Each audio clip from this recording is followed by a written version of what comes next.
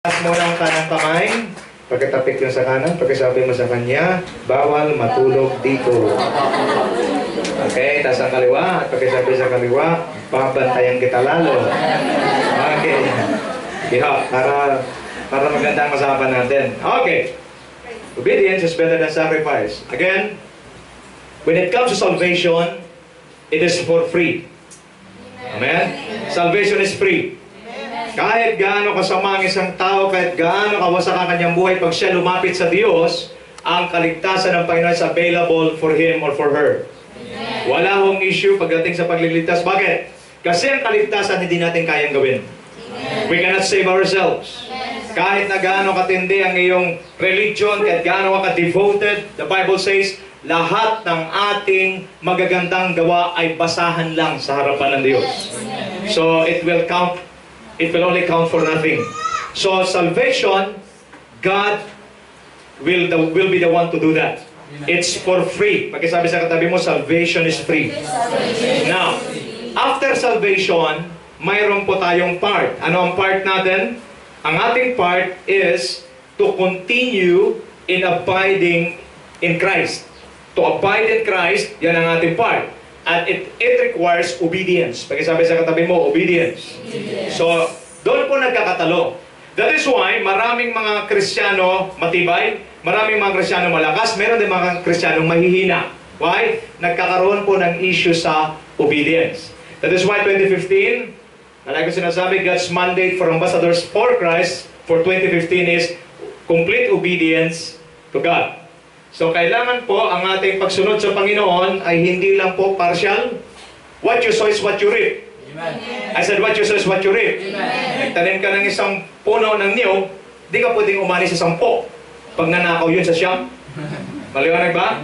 So you plant one coconut tree, mag-harvest ka lang sa isang coconut tree. Maliwanag? So what you sow is what you reap. If you give partial obedience to God, you will also receive partial blessings. Klaro tayo? Amen. Kasi kung anong ginawa mo, yun lang ang suklian ng Diyos sa iyo. Eh paano yan kung puro disobedience ang ginagawa mo? Puro hampas naman ang sukli sa iyo. Maliwanag tayo? Okay, so now, nasimulan na natin to, so I will just do a recap. This is the story about King Saul.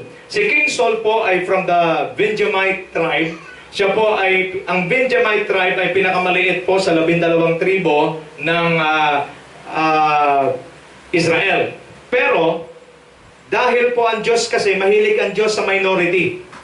Pansinin niyo, pag ang Diyos gumamit ng tao, hindi siya gumagamit ng magagaling. Amen. Okay? Kaya yung mga magagaling, hindi niya ginagamit. Nagtataka ako. Okay? Ang ginagamit niya, yung mga mahihina. Pag pumili siya mamit sa tribo, yung maliliit. Tinanong ko, tinara ko, Lord, bakit sa maliliit sa mahihina ang ginagamit mo? Para ano? Para pag yung maliliit sa mahihina ang magkatagumpay, alam nila, wala silang ipagmamalaki, Diyos lang ang kanilang ipagmamalaki. Amen? Tama tayo? Kaya nga ho, yung mayayabang, walang pwesto sa kaharian ng Diyos eh. Walang pwesto sa gawain. Bakit? Eh, mayabang na eh. Pero pag yung walang alam, tapos ginamit, tapos natuto, alam niya eh. Alam niya wala siyang alam, at nung natuto siya dahil kay Lord. Amen. Tama tayo? So now, King Saul was mandated by God to eliminate, eradicate all Amalekites. Bakit? Tuloy natin bro. I-ano na natin. Fast forward na natin. Sige po, tuloy. Bakit ba galit na galit ang Diyos sa mga Amalekites? Kasi meron silang ginawa. Okay? Ito po ang ginawa nila. Sige pa po. Okay? Yan po. Balik. Deuteronomy 25:17-19, huwag ninyong kalilimutan ang ginawa ng mga Amalekita sa inyo. Nang kayo'y naglalakbay mula sa Ehipto, wala silang takot sa Diyos. Sinalakay nila kayo nang kayo'y lupaypay sa hirap at pinuksa ang mga kasamahan ninyo sa hulihan. Kapag nalupig na ninyo ang lahat ng inyong mga kaaway at panatag na kayo sa lupang ibibigay sa inyo ni Yahweh, na inyong Diyos, ubusin ninyo ang lahi ni Amalekita roon. Huwag ninyo itong kalilimutan. This is our God. Amen. Ang alam kasi natin kay Lord, God is love. And the other side of the coin, God is just. Amen. Amen? Amen. Kasi ang preaching ngayon, puro love. God is love. Love si God. Kahit gaano ako kasama, love ka niya. Totoo. Pero, meron din siyang justice. Amen. Kaya nga, wala kayo napupuna pag meron kang ginagawang sablay. Dalawa ang binibigay ng Diyos, pagpapala at saka pagpapalo. Amen? Amen. So minsan, pag ikay sumusunod, pagpapala. Pag ikay sumusuway, pagpapalo. Justice ng Diyos yan. Amen.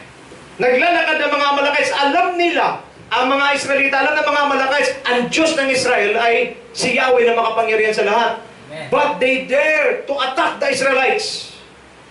Parang sinabi ng Diyos, parang hindi niyo na ako nire-respeto. Ha? Ako naglabas sa mga taong to, tapos inatake, at ito ba nangyari? Yung mga nasa ulihan, yun ang pinatay. Kaya minsan kailangan magpalagi sa ulihan.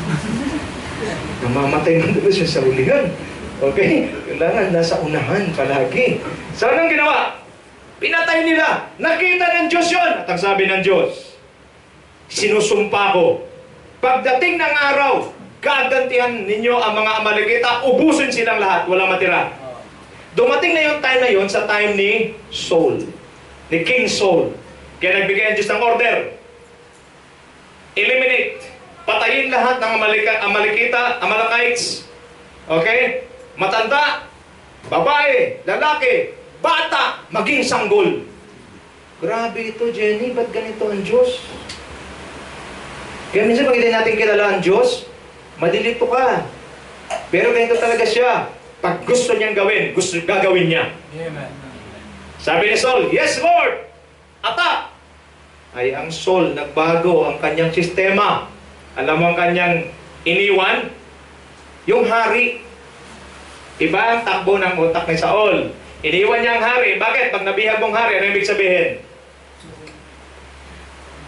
Sikat. Pogi. Sikat. Tama? Mahina to si Saul. Nag-obey siya, partial. Pinatay niya yung iba. At ito pa, yung mga matataba, magagaling, maayos sa mga hayop, iniwan niya rin. Ano kanya mga pinatay? Yung mga may tama. Bakit? Natatakot siya sa kanyang mga kasamahan.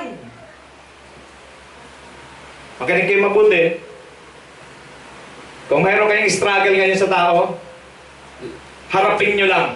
Huwag kayo matakot sa tao, matakot tayo sa Diyos. Amen. So ang ginawa ni Saul, pinarada niya si King Agag, at pagkatapos daladala niya yung mga matatabang hayop. Ito si Samuel. Kasi makinig mabuti, hindi man si Samuel, wala pa si Samuel doon, nakikita ng Diyos ang sabi ng Diyos. Nangihinayang ako, Samuel. Sabi Samuel, bakit Lord? Si Saul, hindi ginawa ang aking sinabi. Are you there? Hindi ginawa ang aking sinabi. Anong ginawa niya? Iniwan niya si Agag, nag-iwan pa ng mga hayop. Puntahan mo siya. Oh, pinunta ni Samuel. Kita mo, Saul? Kita mo pag disobedient ka, ano mangyayari sa'yo? Titigas ulo mo. Bukod sa titigas ang ulo mo, maging mayabang ka. Alam mo ginawa niya? Nagpunta sa isang lugar, nagtayo ng monumento. Pagkasabi sa katabi mo, monumento. Nagtayo ng monument niya in honor to himself. Tignan nyo, pagka nag-disobey, nawawala sa wisyo. Di ba dapat iba yung nagtatayo ng monumento para sa iyo? Amen. Anong feeling nyo? Anong tawag nyo sa mga taong nagtayo ng sarili niyang monumento? Mayabang. Ha? Baliw. Ba't ka magtatayo ng sarili mong monumento in honor of you? Na-imagine nyo ba magtatayo? Sa Sunday magtatayo ko ng monumento ko rito, tapos gano'n. Okay? Tapos darating kayo, sino? Pastor! Nandiyan kayo? Ba't ako magtatayo ng monumento in honor of myself? Why? Because if you disobey God, mawala ka sa tamang focus, mawala ka sa tamang wisyo. Nagtayo sa sarili monumento niya. At dumating si Samuel, anong bati niya? Samuel, purihin ng Diyos, nagawa ko lahat ang sinabi niya. Pero hindi niya maloko Samuel eh. Bakit? Sinabi na ng Lord eh. Nagawa mo lahat eh. Umatungal yung mga baka.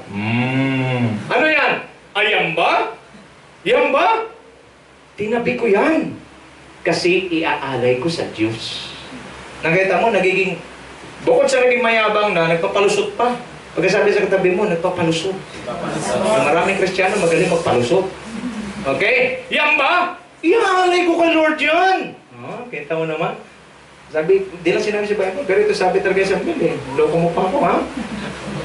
Sabi niya, Saul, sa mata ng Diyos, to obey is better than sacrifice. Look at me. Even how you are tinatawag na masipag, kahit gaano ka kasipag, kahit gaano ka pa katindi at palaging dumadalo sa gawain, talagang binubuhos mo lahat. Pag mayroon kang disobedience, pag may disobedience ka sa buhay mo, lahat ng ginawa mo mauuwi sa wala. Amen. Amen. Alala niyo yung kwento ng isang kakilala ko? Ganun siya. Amen. Okay? Pero sabi niya, nirebuke si Mami Tess ng kasamahan niya. Brother, dalawa lang likha ng Diyos. Isang, kayo na magsabi, isang Lalaki. at isang. Lalaki. Sino yung unang nilikha? Lalaki. Si Adam, tsaka si Eve. Ngayon, si Adam naging Madam. Si Eve naging Steve. Okay? Siya, Adam. Kaso Madam. Ano sabi niya? Sabi ng isa, hindi pwede yan. Kaya naman, maraming churches, pinapayagan naman ito. Bawal po na mag-serve ang bakla. Amen. Amen. At bawal din mag-serve ang tomboy. Amen. Amen. Kasi sabi ng mga bakla, I'm a woman trapped in a man's body. That's demonic. Kasi hindi gumawa si Lord ng isang babae na tinrap niya sa katawan ng lalaki. Amen. Evil yan. Amen. Don't get mad at me, but evil yan. Okay? Marami na ako nakitang bakla na nagbago, naging lalaki. Kilala niyo si School Bokol, si Tonet Macho? Hindi niyo kilala? Sige, huwag na. Tanda na. Okay? Naging lalaki siya, baklang-bakla siya, naging lalaki. Why? Because God can change lives. Amen. Amen. Right there? Amen. So dapat maintindihan natin, so siya, ang sabi niya, di bali sister, kasi ako naman ay nagbibigay. Ito pa malupit, nag-worship lead. Amen. Payag kayo yung mag-lead sa inyo dito? Hindi. Yung iba, di sumagot, mukhang payag eh. Payag ba kayo? Hindi. Di ba? How great is our God. Payag kayo? Hindi. Diba, that's lawlessness in the house of God. Pero ang sabi niya, di bali, pag sweldo niya, nagbibigay siya, nagpapakain siya, nag-church siya every Sunday. Okay nga lahat eh, maliban sa isang bagay. Ano yan? Yung kanyang kasarian. And this man, I will call him man. And this man deceived himself. Ang akala niya, masusuhulan si Lord. Ang akala niya, matutuwa, Lord, naglilingkod ako, nagbibigay ako, Panginoon, active ako. Pagbigyan mo na itong kaisa-isang healing ko. Okay? Hindi pwede sa Diyos. Amen. Kahit huwag ka nang magbigay, huwag ka nang maglingkod, magbago ka lang. Amen. Are you there? Amen. Kaya ba? Amen. Ito po yung katotohanan. Make sure, alam mo kung ano yung disobedience sa loob ng sa buhay mo, yun ang pag-isa sa katabi mo, you know yourself. You know yourself. Okay? Alam natin sarili natin, dapat tayo na magbago nating hintayin ka. Baka kasi ganito, katulad kay Saul, nakipagdigma siya pero nauwi sa wala. Why? Because he disobeyed God. Amen. Look at yourself. Okay? So today, okay, anong lesson natin? Do not hinder God's people. What else? Be accurate in following God's instruction. Pakisabi sa katabi mo, be accurate. Dapat accurate. Hindi yung, sa Lord kasi ganito eh, ang puti, puti. Amen. Ang itim, itim. Mga Kristiyano ngayon, putim. Okay? Kanilang kinukumbine. Kaya tuloy ngayon, parang ang labo. Hindi mo na malaman kung sinong Kristiyano tsaka hindi. Bakit? Ang Kristiyano gumagawa ng kamuntuhan. Ang mundo gumagawa ng Kristiyano na rin. Diba? Isang beses nakakaan ako sa Jollibee, Jenny. Ang tugtog ay iba eh. Who am I that the world of all the earth? Nasa church ba ako? Nagulat ako sa nasa Jollibee naman ako. Di ba ang tunog? Sinundan pa ng Jesus, ng Aegis. Kung nag-iisa, sabi ko, nasa church na talaga ako. The world becomes churchly. And the church becomes worldly. Marami naman churches ngayon, ang kanilang pagkatao sa morning prayer, nagbubukas ng video okay, bumabanat sila ng video okay na talagang worldly. So magulo na!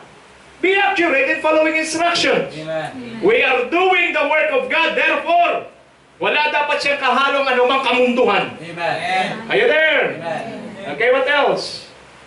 Fear God, not men. Huwag tayo matakot sa tao.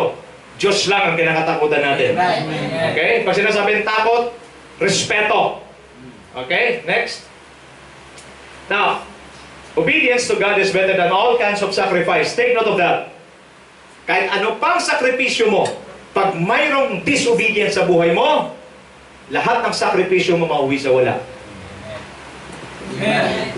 Anong gusto natin mangyari ngayon? Di ba? Lahat ng sakripisyo natin, gusto natin may mangyayari. Then obey God. Amen. Kaya nga ako, in-encourage ko kayo, huwag muna kayo mag-sacrifice sa kung ano-ano. Ayusin muna natin obedience. Okay? Next. Disobedience to God always have a corresponding consequence. Right? Amen. Bawat pagsuway may katapat na consequence, parusa, punishment. Okay? Next. Okay, tuloy na. Tuloy. In our time, what are the instructions and commandments of God He wants His people to obey? Tingnan natin. Number 1, faith. In the area of faith, mayroon ng Diyos, kasi ganito tingin pa sa akin. Ang Biblia, wala naman talagang patungkol sa atin.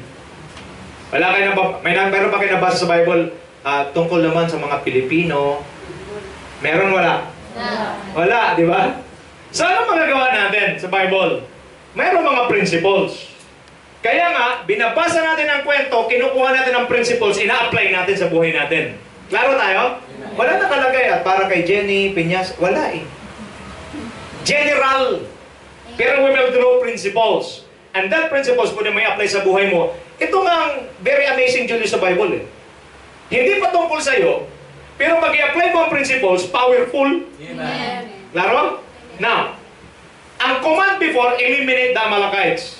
The Lord still commanded His church today in the area of faith. Okay?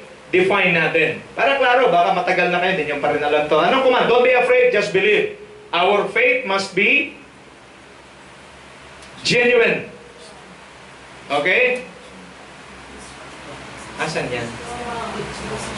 Strong and genuine. Okay? Next. What is faith?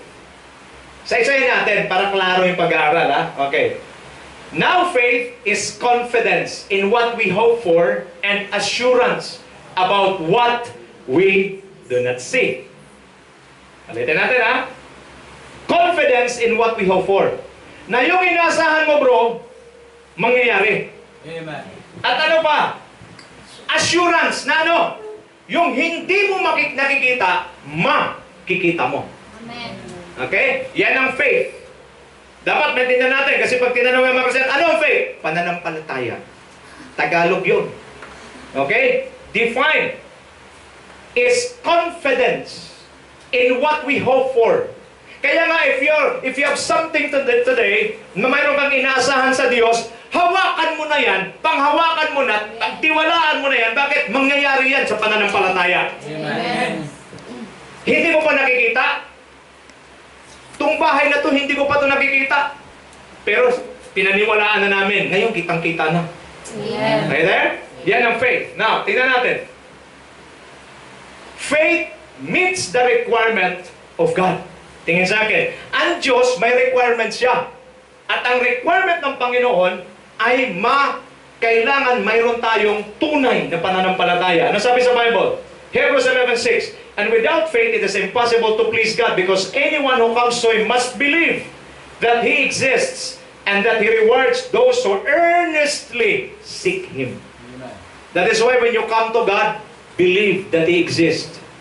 Amen. Ganon ba kayo pag nag-pray? Dapat pag nag-pray tayo, naniniwala tayo na nandyan ang Diyos. Amen. Amen. O basta daldal lang kayo ng daldal, Panginoon. Hindi mo muna iniisip na nandyan siya.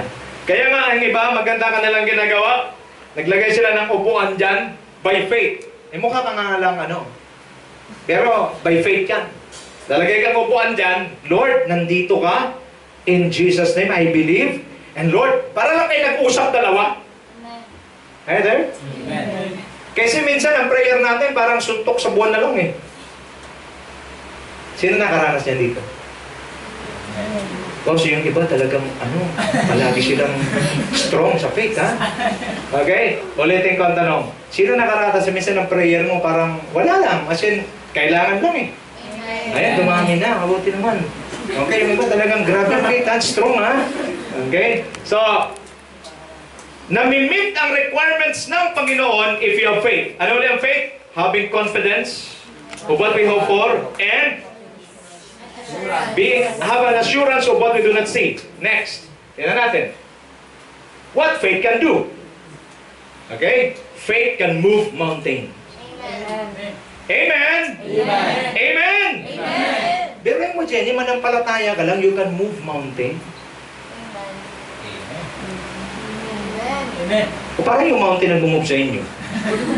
You can move mountain. Amen. Amen.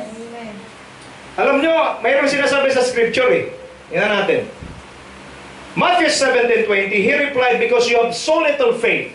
Truly I tell you, if you have faith as small as a mustard seed, you can say to this mountain, move from here to there, and it will move. Nothing will be impossible for you. Amen. Palapakan natin si Lord, glory to God. Yung pinakamalakas. Lagat ni people. Alam nyo, kailangan may stir up yung faith natin every day. Every day. Every day. Amen. Okay? Bakit? Kasi faith lang ang nag-move ng power ng Diyos. Pag yung faith mo tunay, alam mo, hindi na nga kailangan malaki. Pero mas maganda kung malaki. Pero mo mustard seed, ang liit lang ng mustard. Nakakita na ako, ganyan. Ang liit talaga. But that faith can move mountains. Ano ibig sabihin? Genuine faith creates miracles. Amen. Amen? Paano mo, sige nga, sino magaling mag-move ng mountain dito? Ipatunga lang, di mo ma-move eh. Pabigyan kita example, yan si Maximus, nandyan, yung kulay-pulang pa dyan, sige, tulak mo nga. Kaya mo ma-move? Di mo ma-move yan. So, ano ibig sabihin? Faith can do the impossible. That is why, kailangan yung pananampalataya natin, if you're applying for a job, if you have something, mayroon kang transaction, mayroon kang gustong hingin na sa tingin mo imposible, their faith will move. Faith. Yung faith ang kailangan mag-substitute dyan. Amen? So tingnan natin, ano pa ang nagagawa ng faith? Faith for the impossible and miracles. Faith can do the impossible and miracles. Ano po nakalagay? If you can, sabi ni Lord, said Jesus, everything is possible for one who believes. Do you believe? Amen. I said, do you believe? Amen. Then, everything is possible if you believe. Lapangan natin si Lord. Glory to God. These are the truths na kailangan ating matutunan. Okay? Yan yung mga principle. Gusto ng Lord, pagdating sa faith, hindi ka nag-waver, hindi ka nag-shake. Dapat pag pinapaniwalaan mo, paniwalaan mo. Yan ang hamon ng Diyos sa atin. Ano pa ho? Tingnan natin. Faith must be purified. Kailangan ang faith ma-purify. Bakit? Kasi nga, yun ang nag-uudyok ng kapangyarihan ng Panginoon. Napansin niyo yung babaeng 12 taong dinudugo? Ano po nangyari? 12 years siyang inaagasan ng dugo. Hirap na siya. Nagpunta siya sa ibang doktor. Ang daming doktor na puntahan niya. Naubos na ang pera niya. Ano nangyari? Hindi siya gumaling. At ang sabi sa Bible, lalong lumala. Hindi ko sinasabing pagpunta sa doktor lalala ka. Ang sinasabi ko lang, yung sa kwento na to, pinakita na pag ang tao wala nang magawa, ang Diyos meron. Amen. Ulitin ko, pag ang tao wala nang magawa, ang Diyos meron. Alam mo ginawa niya? Wala siyang appointment sa doktor, magipag-appointment ka, di ba? Pagpunta ka sa doktor, Dok, pwede bang pumunta dyan ngayon? Ay, wala ako, bukas na lang. Di ka pwedeng dumiretso sa doktor nang walang appointment. Itong babae ito, wala siyang appointment kay Jesus. Naglalakad si Jesus, ang sabi niya, mahawakan ko lang ang dulo ng kanyang damit, gagaling ako. Wala siyang appointment. Ang ginawa niya, ginapang niya. Kasi dulo ng damit, nahawakan niya. Nung mahawakan niya, sabi sa Bible, immediately. Pagkasabi sa katabi mo, immediately. Immediately, the bleeding stops. Grabe, no? 12 years. In just a few seconds, nag-stop ang bleeding. You can just imagine. Na-imagine, pag nabasa kayo ng Bible, na-imagine nyo ba? Yung mukha ng babaeng hirap na hirap, in a few seconds, bang! Gumaling. Nakita mo yung mukha niya? Di niyo nakita, no? Magaling kayo talaga. Pag nagbasa kayo, medyo nagyan ng kwento. Talagang nag-stop yung bleeding. At ang Diyos mismo, napalingon si Jesus, sinang humipo sa akin. Sabi nila, Lord, napalibot, ang daming tao, ang daming humipo sa iyo. Pero iba yung touch ng faith. Kaysa physical touch. Ang sabi niya, may kapangyarihang lumabas sa akin. Wow! May power na lumabas. At hinahanap niya. Yung babae, alam niya siya yun eh. Lumapit siya. At ang sabi niya, Lord, ako po yun. Sabi niya, daughter, your faith has made you whole. Do you understand this? Kaya nga yung faith dapat natin, ambassadors for Christ, ay magiging dapat purified. Dapat yung faith natin matibay. Dapat yung faith natin hindi nag-waver. Kaya nga sabi, we live by faith, not by sight. Amen. Diba? Pag yung sight mo na tinitingnan mo, ayan na. Ano nakapanghina sa pananampalataya? Yung nakikita. Agree? Amen. Yung nakikita, yun ang nagpapahina sa pananampalataya. Ano ba nagpapahina sa pananampalataya? Yung nararamdaman. Yung nararamdaman, yan ang nagpapahina. Naintindihan ba ako rito? Amen. Diba? Pag naramdaman mo na, masakit talaga yung bewang ko. Masakit ang ulo ko, mukhang high blood ako. Diba? Naramdaman mo eh. Tapos pagtingin mo sa wallet mo, nakikita mo. Diba? Kasi kung ano yung nakikita sa naramdaman, yun na nagpapahina ng pananampalataya. Amen. Kaya pala sinabi ng Bible, we live by faith, not by sight, not by what we feel. Amen. Okay? Ito si Opus, alam niya yan eh. Diba, na mga nakarang linggo yun, naramdaman ko yun eh. Dilipat siya ng shop. Ano pa? Matumal yung customer, wala. Okay? Kaya nga sabi ko palagi, si Asda dapat hindi magpipirmi dito. Dapat si Asda hindi magpipopo. Hindi dapat nagpipirmi si Asda rito. Bakit? Kasi pag nandito si Asda, wala siyang magawa. Ngayon naman, purihin ng Diyos. Daming gawa. Amen. Amen? Bakit? Kailangan yung faith solid. Kailangan yung faith hindi nagbabago. Kailangan yung faith talagang, pag sinasabing faith in God, dapat hindi yan nababali, hindi yan naapektuhan. Ng alin? Ng naramdaman. Di dapat yan naapektuhan ng nakikita. Ganon ang faith. Now, paano ma-purify? Kailangan ma-purify. Okay, kayo magbasa. 1, 2, 3. This have come so that the proven witness of your faith. Teka lang. Parang papatay na. Ulitin natin. Medyo may buhay. Okay, parang... Alas natin. 1, 2, 3. This house Yan! proven genuineness of your faith, of faith which was cherished and glorified by fire, may result in praise, glory, and honor when Jesus Christ is Okay. You want your faith to be purified. Amen. Why? Because pag ang faith purified, yun lang ang nagtatouch at nagre-release ng power ng Lord. Yung 12 years sa dito na babae, ang kanyang faith pure. Kaya nangyari, na-release ang miracles. At ang tanging paraan para ma-purify ang faith is through fiery trials. Amen. Pagkasabi sa katabi mo, fiery trials. Fiery trials. Kaya pag ang trials mo ay fiery today, hallelujah, God is purifying your faith. Amen. Pag pinupurify ng Lord ang faith mo, tingin sa akin, hindi na Lord pinupurify ang faith mo sa pamamagitan ng blessings. Amen. Ayaw nyo na. Ulitin ko, hindi ni Lord na pinupurify ang faith mo sa pamamagitan ng blessings. Bakit? Pag blessed na blessed ka, hindi naman malakas ang faith mo eh. Amen? Amen. Agree? Amen. Tapos iba ang nasa ano mo, pag nahawak 50 mil, magkanong Boracay na yun? Yung ano na, yung 3 days na rin stay sa hotel. Laki na po po na, blessings will not purify your faith. Amen. Correct? Amen. Pero pag trials, hallelujah.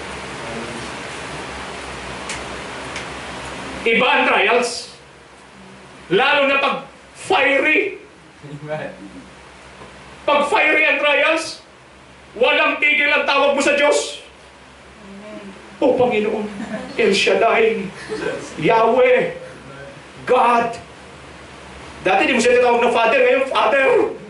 Bakit? Iba ang intensity Amen. pag fiery ang trials. Amen. Why? Sabi ko, Lord, bakit kailangan pa kami dumanas ng fiery trials? Pwede ba tuloy-tuloy na lang? Ang sabi na Lord, hindi pwede. Bakit? Kung yung gold, ang tanging magpupurify sa gold ay walang iba kundi fire. Yung faith mo, mas mahalaga kaysa gold. Dapat din fiery trials. Amen. Malaki na po muna. Pag fiery ang trials, what happened? Nawawala ang confidence mo sa sarili mo. At yung confidence mo, nalilipat sa Diyos. Amen. Nawawala yung diskarte mo. Kasi ang diskarte mo, yung diskarte na ng Diyos ang hinihintay mo. Amen. Nawawala ang abilidad mo. Bakit? Ang abilidad na ng Diyos ang hinihingi mo. Bakit? Because of fiery trials. Amen. Amen. Kayo ba'y nakakaranas ng fiery trials ngayon? Amen? Amen. Sabi ng iba, nakalipas na, Pastor. Kaya do not deny, do not reject fiery trials. Why? Because it's part of your maturity. Amen. Now, pag na-purify ang faith, what will happen? Pag na-purify na yung faith, the moment na i-apply mo siya, the moment na ilagak mo siya sa Diyos, ang bilis ng sagot. Amen. Bakit? Pure na eh. Amen? That is why it's very important to understand this truth.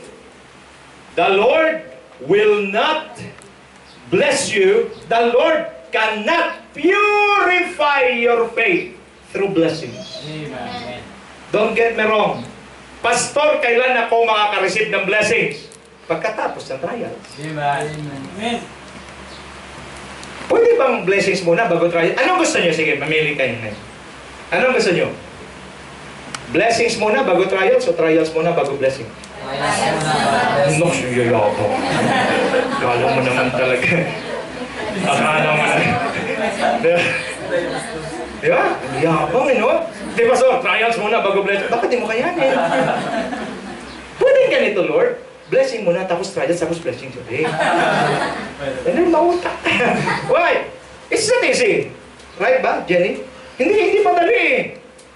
Nagkakaintindihan tayo? Hindi madali. Pero wala kang choice. Because, look at me. Gusto ng Diyos dalhin ang faith mo into a higher level. And the only way for you to go to that higher level is through fiery trials. Amen. Wala hong iba. Mara i-contest ako ng ibang preacher, pero ito ang nakalagay. Kasi ang nakita na ng Panginoon eh, kung blessing ang dumating, ang papasalamat natin, ibang klase rin eh. Thank you, Lord. Salamat, Lord. Ang galing-galing ni Lord.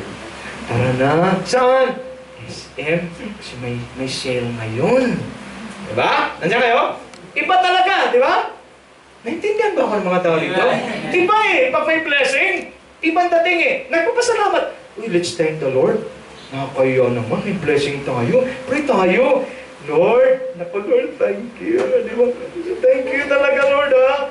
Okay, in Jesus' name. Minsan, sa sobrang excited, in Jesus' name. Amen. Tara na. Bilis eh. Pero ito mo pag fiery. Lord, tsaka walang tara na. Napansin mo? Tagayain mo, umalis mo na, hindi, dito lang ako sa presence ni Lord. Ipapag-fire ni.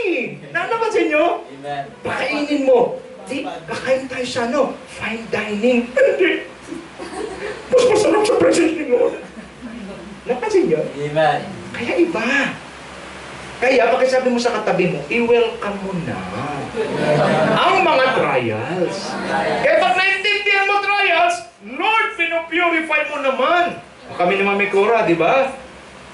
Kain kami ng Sunday, Monday, Wednesday, Thursday. Pagdating ng Friday, tumaas ang BP. Nangalay kami, parehas. Fiery. Wala kami ginawa kundi magdasal. Diyos. Lord. Kaso naman kasi kayo mga miyembro, mga magagaling talaga kayo, sobra nyo kaming mahal. Nangalay na kaming dalawa eh. Pastor, punta kayo sa bahay, bakit birthday ko ngayon dito kayo mag-lunch? Ha?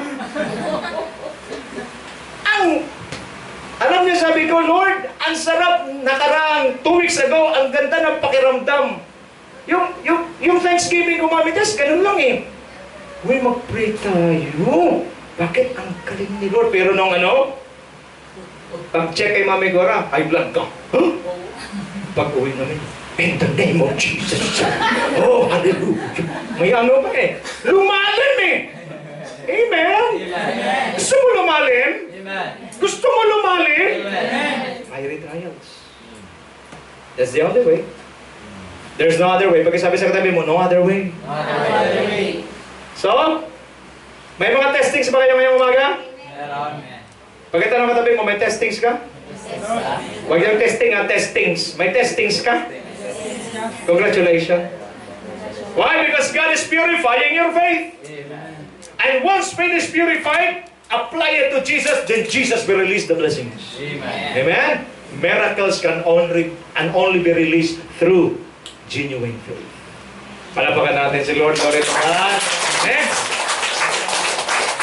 The answer test of faith is fiery trials. Its purpose to purify our faith. Okay? Once faith is purified, miracles and blessings from God will be released. Yan lang po talaga. Sorry po, sa church na to, walang shortcut. Amen. The way to the will of God is always the hard way. And there are no shortcuts. Amen. Amen? Amen. Sino rito gusto mabuhay sa will ni Lord? Ano sabi ng iba dyan eh? The safest way in this life is to be in the center of God's will. And I want you to know, the way to the will of God is always the hard way. Amen. There are no easy roads. Mahirap. Okay? Next. Prayer. Okay? Anong command ng Lord sa prayer? Si Saul, inutusan niya. Anong command ng Lord sa prayer? Pakibasa, mahaba yan. 1, 2, read. Pray without ceasing. Haba, di ba? Pray without ceasing. Walang tigil. Kahit nandiyan kayo, pag medyo inantok kayo, Lord, gisingin niyo po ako. Pitikin niyo po ang tayo ng Lord. Why? Because you are praying, because you're receiving something in the Spirit right now. Amen. Amen? Next. Pray so that you will not fall into temptation. Amen. Amen. Ang tukso, nasa palibot-libot lang yan. Amen. But the way, God's way, bakit ni Lord kinuman? Bakit sinasabi na pero kailangan sundin niyo ito, manalangin kayo walang patid? Para ano? Para huwag kang mahulog sa tukso. Tingin sa akin, sinong lingkod ng Diyos ang nahulog sa tukso na matindi? David. Sino si David? A man from God's own heart. Pwede pala yun. Alam niyo yung Book of Psalms? Ang daming sinulat ni David dyan. Ang sabi ni David, better is one day in your courts than 1,000 elsewhere. Mas mainam ang isang araw na nasa iyong presensya kaysa naroon sa 1,000 taon na nasa labas. Pero, ano nangyari kay David? Natukso. Pagkasabi sa katabi mo, natukso. Tingin sa akin, hindi ko mo palagi ka nag-church, hindi ko mo palagi ka nag-Bible study, hindi ko mo masipag ka sa gawain, pag ikaw ay kulang sa prayer, pag natukso ka, at nahulog ka sa tukso, tapos ang maliligayang araw mo. Amen. Kaya yung kanta ni Eva Eugenio, ano na? Ayun. Mali. Kasi ang tukso ang trabaho niya, lumapit sa'yo. Kahit kasabi mo yan, layuan mo ako. Andyan yan, nalapit sa'yo yan. Bakit? Padala ni Satanas yan. And the only way for you to fight and overcome temptation is through prayer. Ano sabi sa Bible? Watch and pray so that you will not fall into temptation. The spirit is willing but the flesh is weak. Are you there? Weak ang flesh natin. Mabilis to. Kaya pag nakita to ng tukso, mayroon spark dito sa loob niyan. Kaya that is why pag ikaw nagpipray, what will happen if you pray? Bilis. Okay? Prayer is strengthens our spirit to overcome the weaknesses of the flesh. Amen. Every time naging prayerful ka, ano nangyayari? Yung flesh mo nakokontrol, yung flesh mo nanghihina. Bakit? Kasi habang nagpipray ka, lumalakas ang espiritu mo. Tingin sa akin, ang pagpipray, pagpapalakas ng espiritu, pag malakas ang espiritu mo, makokontrol mo ang desires ng flesh mo. Amen. Na pag ikaw hindi prayerful, what will happen? Malakas ang flesh. Pag malakas ang flesh, talo spirit. What will happen? Okay? When you pray, pray when you have needs. Pag may needs tayo, mag-pray. Yan sa akin. Iba tayo eh. May sinermonan ako nakaraan. Bakit? May need siya. Dumiskarte muna. Tsaka nag-pray. Disgrasya yan. Pakisaya sa katabi mo, disgrasya. Hindi nag-pray. Diskarte agad. Eh yung diskarte niya, supply. Tawag sa akin, Pastor, alam niyo yung mga boses, mga timbre pa lang ng boses niyo, alam ko na eh. Pastor, ako, Diyos ko. Ano yun? Pastor, naku. Pray muna! Amen. Turuan ko kaya, pag may need ka, pag may problem ka, post agad. Then pray. Amen. Mag-diskarte ka agad. Yung problema, diskarte agad. Tapos yung timbre ng boses, iba, Pastor, ako po. Okay? Ano sabi ng Bible? Pag may need ka, kayo magbasa. 1, 2, yung basa ng buhay. 1, 2, read. Do not be anxious about anything, but in every situation, by prayer and petition, with thanksgiving, present your requests to God, and the peace of God, which transcends all understanding, will guard your hearts and your minds in Christ Jesus. Balik sa taas. Pag may need ka, do not be anxious. Amen. Di ba pag may need ka, anong unang dumarating? Pag may problema ka, ano nangyayari? Ano unang dumarating? Hindi nyo alam. Di ba pag may problema ka? Ayan, nag-worry ka na, di ba? Oh, bayaran na ng meral ko bukas. Oh, di ba? Napapamarcha ka, di ba? Paano kaya yun? Ko, tapos bukod sa meral ko, may tubig pa. Pagkatapos sa tubig, may matrikula pa, pasukan na sa June. Di ba? Di mo alam, nagmamarcha ka na. Okay?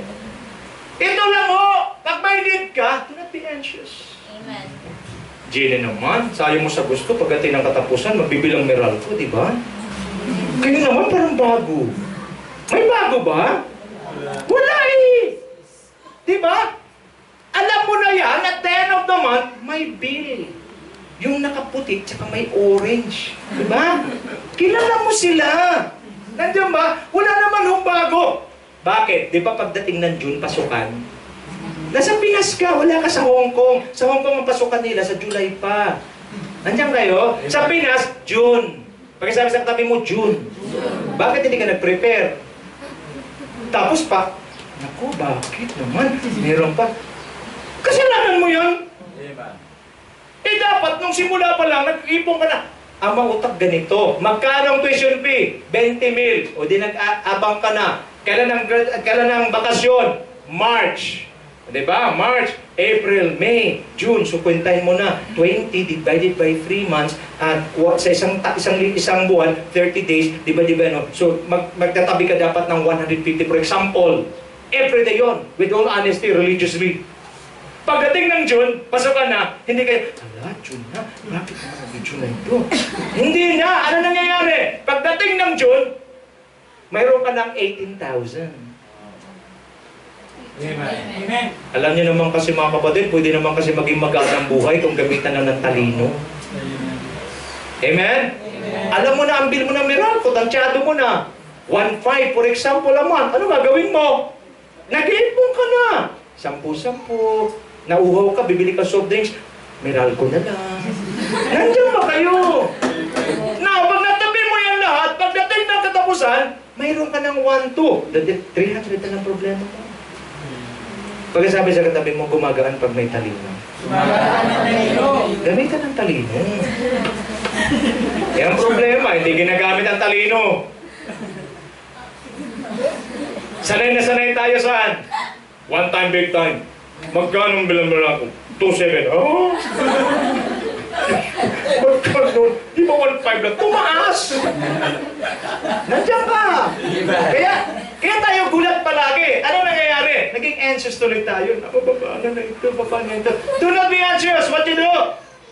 But in every situation, by prayer and petition with thanksgiving, present your request to God. Pag pinresent mo ang request mo sa Lord, pasalamatan mo na bakit ang nilapitan mo may kakayahang sagutin lahat ng problema mo. Hallelujah! Look at this. And the peace of God, which transcends all understanding, will guard your hearts and mind. Bakit, Jenny? Bakit peace of God? Kasi pag peaceful ka, ano mangyayari? Di ba pag peaceful ka, madaling mag-isip ng diskarte. Di ba naman sa inyo pag peaceful kayo, pero pag ikaw ay stress, daming kape na nainom mo. Di ba? Tapos may kulaban na yung mata mo, di ka pa rin makaisip ng paraan. Tama ba, Sister Laura? Pag stress ka, wala kang naisip na paraan. Pero pag peaceful ka, ano kaya kung mag-harvest ako ng kangkong sa baby?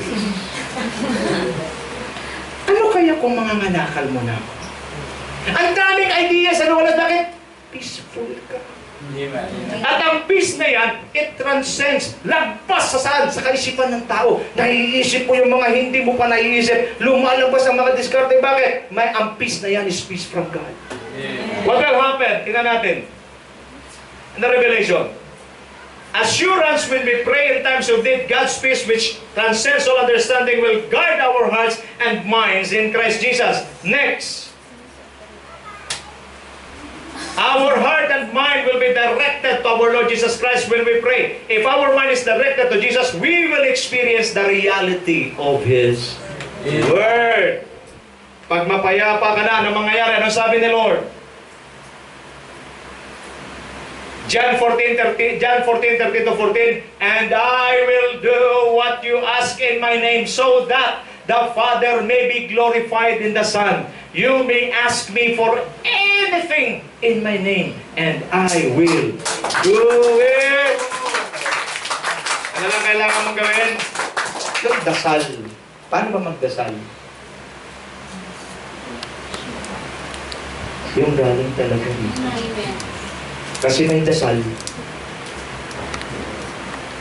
Mayroon pang dasal ganito eh. Lord, maraming salamat. Tapos kinabukasan pag-ising niya, nag-amen ba? Tama? Lahat ng tumama, di ba? Ganon. Nakakaranas na rin yan? Yan ang gusto ko, mga honest. Binibless na Lord yung mga... Amen. Pero pag ang dasal dito, di ba bro? Di ka makakatulog pag dito dasal mo.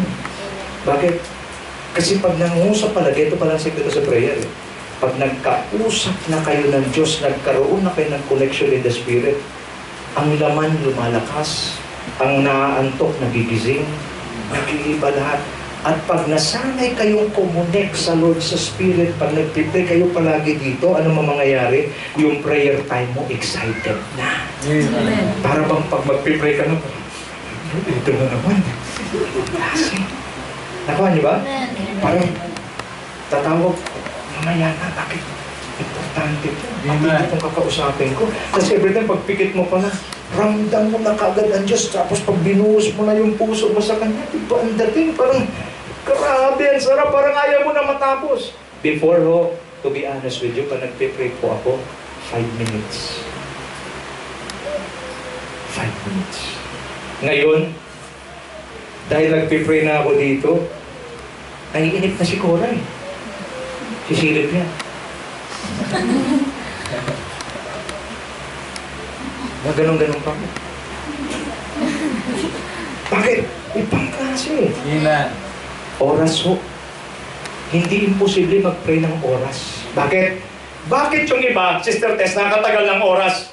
Kasi sa prayer time pala nila, Heidi, nag-connect na yung spirit mo tsaka spirit ng Diyos.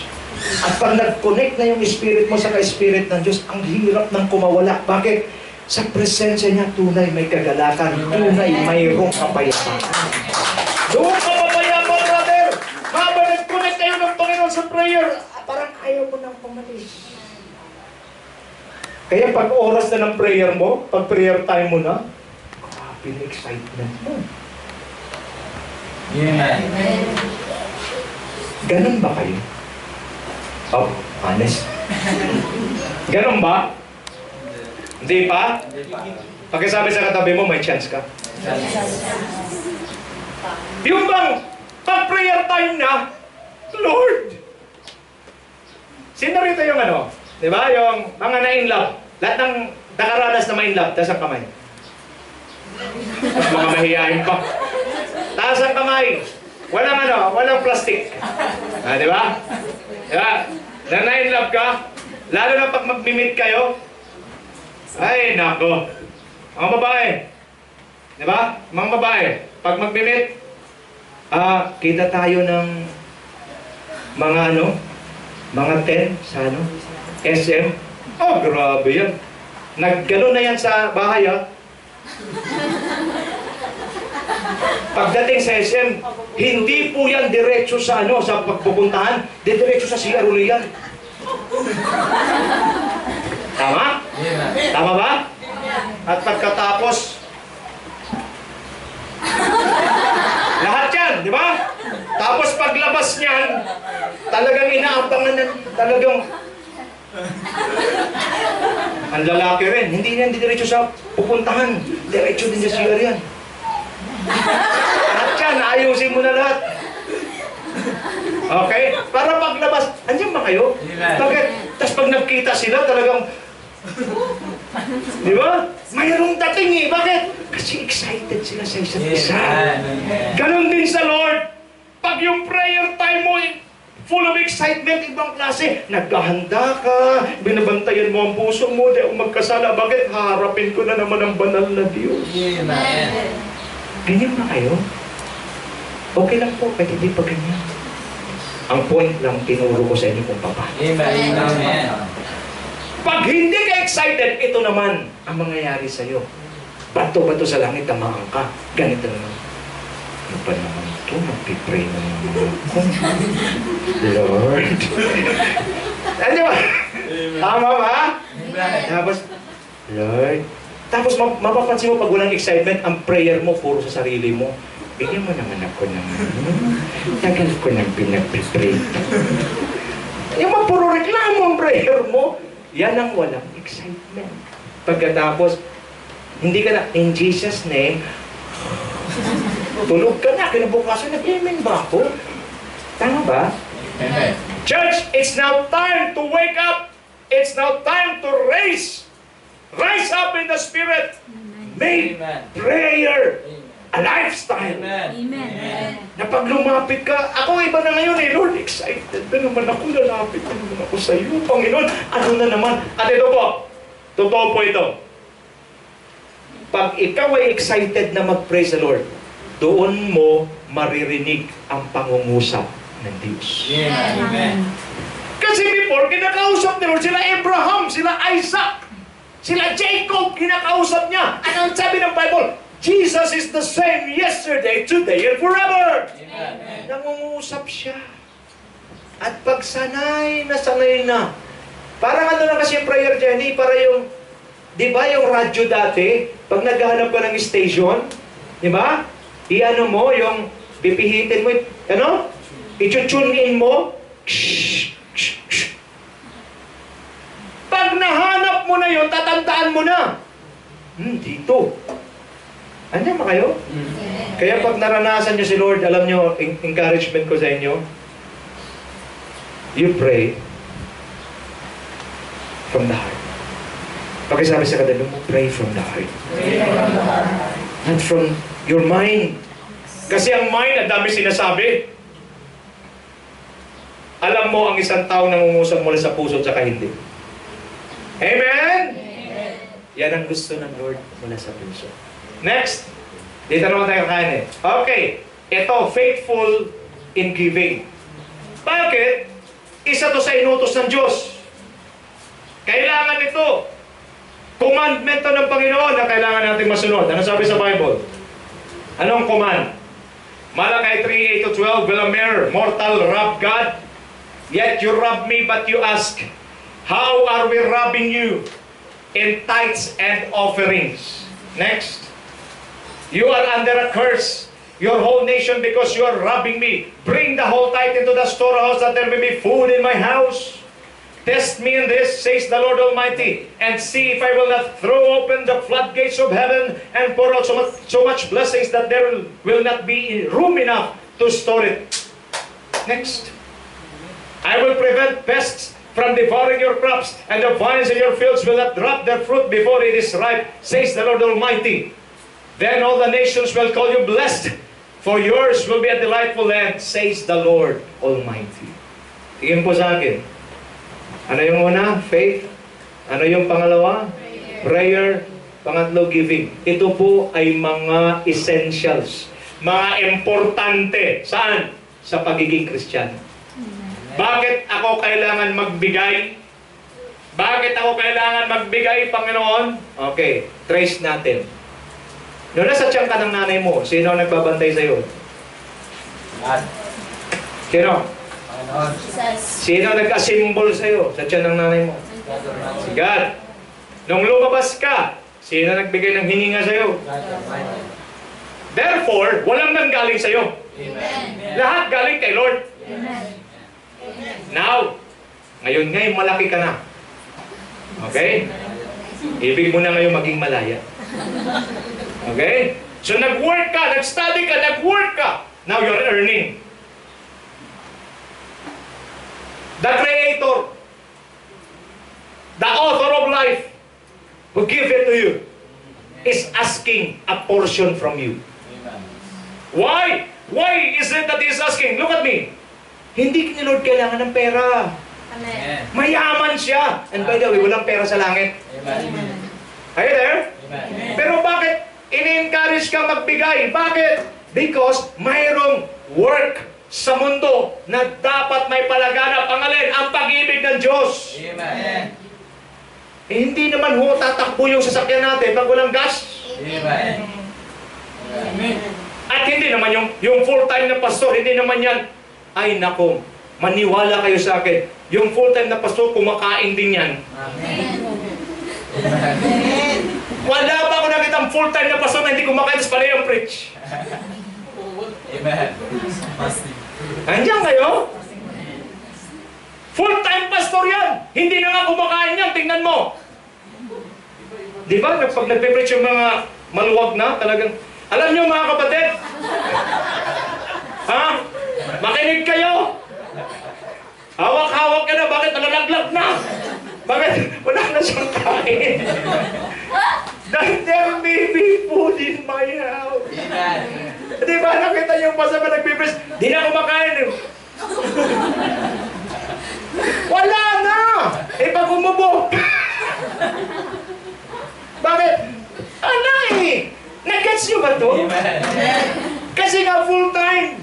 Ang full-time, Nakaasa yan saan? Sa resources na nasa bahay ng Diyos. Amen. That is why He's asking at 10%. 90 sa'yo, 10 sa Kanya. Para ano? So that there may be food in my house. May worker sa house. Mayroong kailangan sa house. Sinisingil ba namin kayo sa radio program? Mayroon na ba kayo narinig? Hoy, magbayad kayo sa radio program. Saan yung kinuha? Magic. Ha? Magic ba yun? 400 isang oras. Lumalagpas kami ng isang oras. 400 ang editing. Lumalagpas din ng isang oras. Siningil kayo? Tumagot kayo? Hindi, di ba? Pero tuloy-tuloy ang programa natin. Amen. Saan yun ang galing?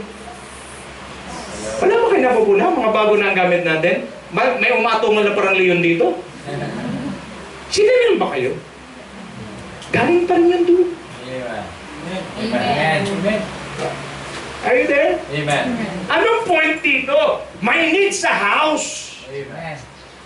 Pupunta. Di na kasi kayo makapunta sa sanay. Ako na lang pumunta. O gusto sabay-sabay tayo lahat. Maraming gastos din yun. Ha?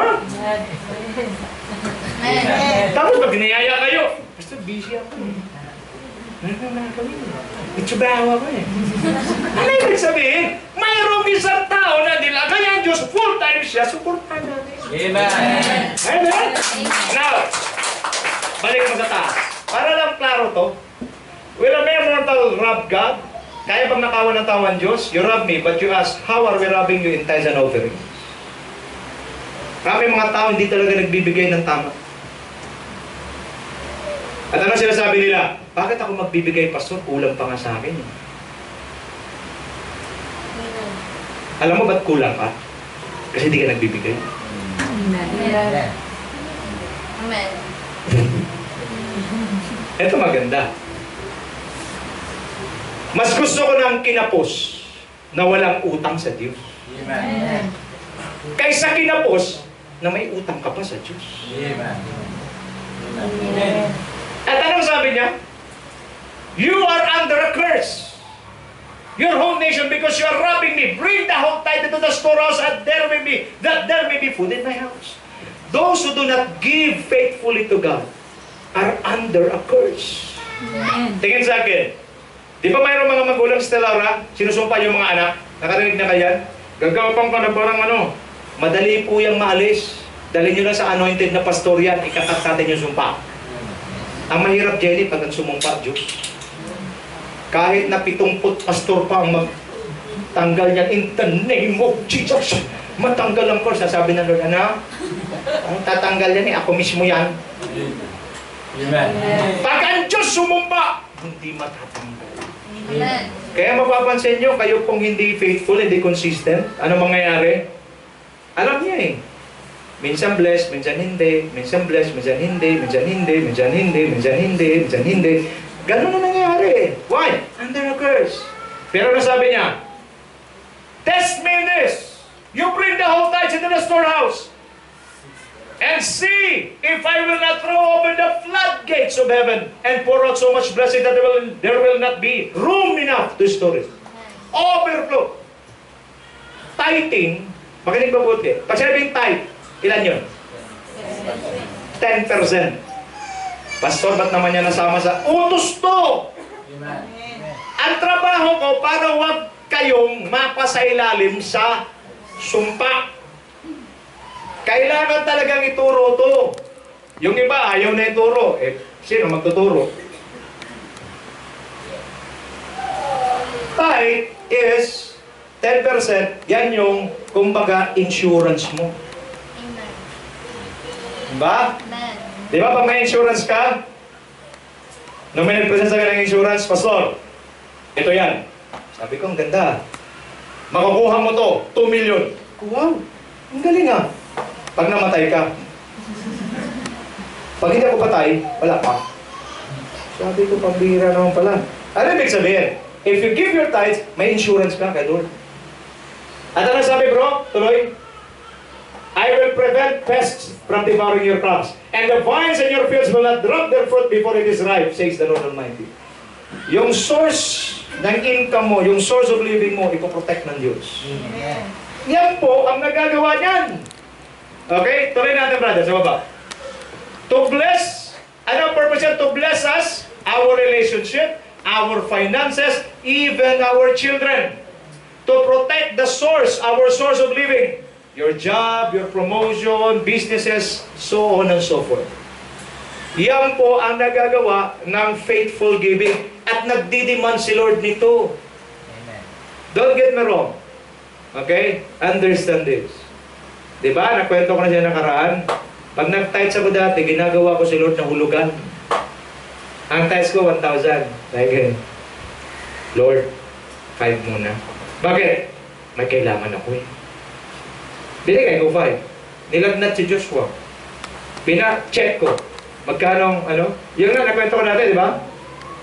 Sino kaya sa inyo nakita na may lagnat, nilagyan ng stethoscope, gumaling? Meron na ba? Di ba nawawala ang lagnat pag mayroon kang ininom? Ito iba. Mataas na lagnat, pagdating sa doktor, ginano ng stethoscope, maya-maya nawala yung lagnat. Alam ko na, gawa ng Diyos. Tapos sabi ko, ay, wala na pala lagnat to, okay na, oh, magkano po ba? 500. Sabi ko, parang ito yung ninakaw ko kay Lord. Nakabayad, binalik ko na yung para sa Diyos, nagkasakit pa anak ko. Since that day, faithful giving. At alam ko na pupuna, if you are faithful in little things, God will grant you and entrust you big things. Amen. Simula ko ng Jenny, 10,000 so 1,000. Tumas sa sweldo ko, naging 20,000. 2,000. Naging 30,000. Naging 40,000. Pag may mga bonus tayo, ito pa yung mga ugali natin, bonus na to, hindi na kasali. Kasali pa rin yan! So binigay ko ulit. At natuwa ang Diyos, ang sabi niya, talagang faithful ka. Bigyan kita ng 1 million. Nung binigay na yung 1 million, talagang doon na medyo nagkaroon na ng goma. Magkano pag 1 million? 100,000. Bumulong na talagang Diablo, dinig ko eh. 50 na lang. Malaki na nga yan eh. Wala eh. Talagang, kung napapatiwalaan sa maliit, dapat lalo sa malaki, binigay. The Lord bless us. Amen. Amen? Kayong mga hindi pa tapat, oras na para magtapat. Amen. Pakisabi sa katabi mo, walang talo sa nagtatides. Okay? To become a testimony for God, manifesting His blessings in our lives. Are you there? Kailangan po para tayo magiging testimony. Yan. Yang tao na yan. Binless ng Lord yan. Dahil tapat siya sa pagbibigay sa Panginoon. Amen. Ang ganda, di ba? Hindi yun yan. Kaya naghirap yan. Bakit? Okay? Ginagawa yan. Okay? Ano sabi ng ano? Ayan, sino turo sa atin nun? Sabi ni Pastor Nels, pagkata sa tithes, di ba? Ikaw po. Yung mga hindi nag-tithes, pag nakita, naku po. Naku po. Meron isang nagturo sa amin, sa bayon, sa isang church na sabi, may kanta kasi di, I love you, I love you, I love you. Narinig niyo ba kay Don Moen? I love you, I love you, I love you. Ang daming I love you. I love you, I love you, I love you. And my heart will follow. Oh, holy after you. Sa mga hindi nagka-tights, ganito yan. I love you, I love you, I love you. I love you. Ang daming love you yun. Kaya pero ang kanta mo, I love you, sa dinig ng Lord, I love you.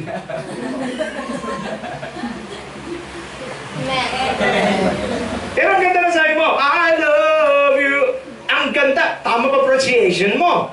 I love you, I love you, I love you.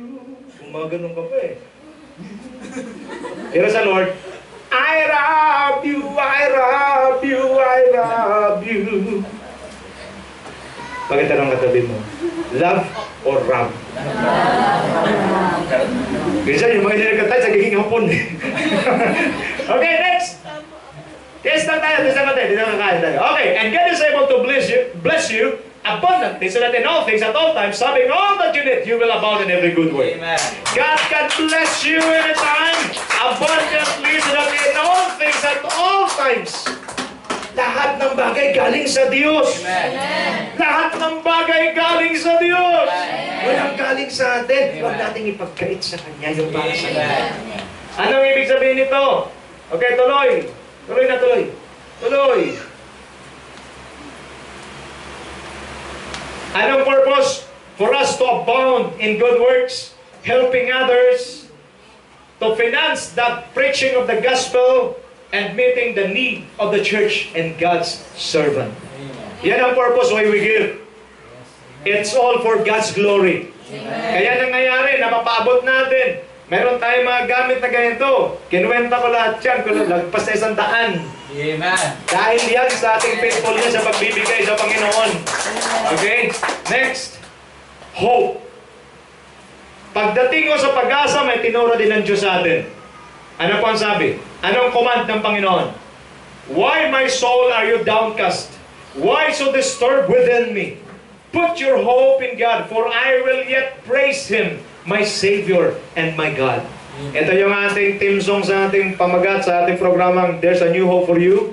Why so downcast, O my soul? Put your hope in God.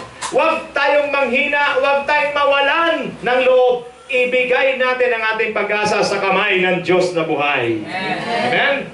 Ano pang sabi? Tuloy. Praise the Lord, 103, Psalms 103, 1-3. Praise the Lord, O my soul, all my inmost being. Praise His holy name. Praise the Lord, my soul, and forget not all His benefits, who forgives all your sins and heals all your diseases. Alam niyo, minsan, pag ang ating katawan ayaw magpuri, utusan mo. Sabi ni David, "Huy! Bless the Lord! Huwag mong kalimutan lahat ng kabutihan niya sa iyo." Kasi minsan tayo, nakatingin na lang tayo sa mga pangangailangan natin. Anong maganda tingnan? Pangangailangan o yung source? Kaya pag may pangangailangan ka, tingin ka sa source agad.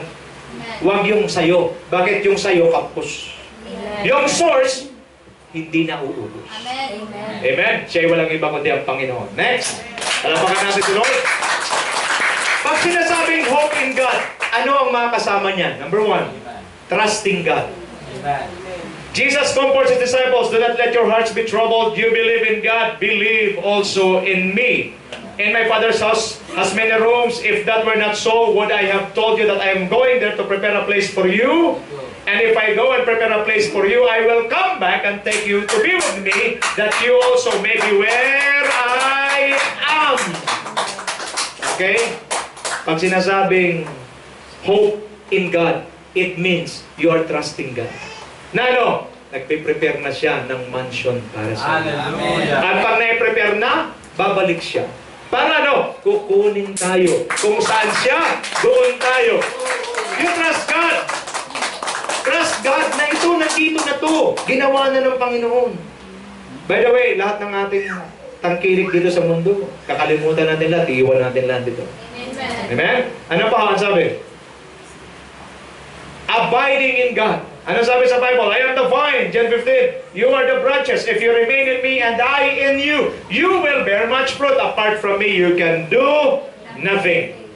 If you hope in God, you must abide in God. Sabi ko sa mga taga-Taiwan, abide in Christ no matter what. Kasi nga ang puno, ang sanga, pag hiniwalay mo sa puno, wala siyang buhay. Bakit? Sino ang may taglay ng buhay? Di ba ang puno? Sino ang nakatanim sa lupa? Di ba ang puno? Kaya ang sanga namumunga kasi mayroon siyang nahigop na mineralis at vitamina galing sa puno. Same thing in our lives. The author of life is Jesus. Amen. Kaya ka naman buhay ngayon dahil kay Lord. Amen. Amen? Amen. Now, if you connect yourself to God, then life will flow in you. Jesus is the way. Madalas na yung mga tao, naubos na tayo, sasabihin natin, no way, no way na, no way na. If you are connected with Christ, there is always a way, and God can make a way when there seems to be no way. Amen. He works in ways we cannot see. Amen. Maybe today, you are in a trouble, but God, I want you to know God is working right now. Amen. Di mo nakikita?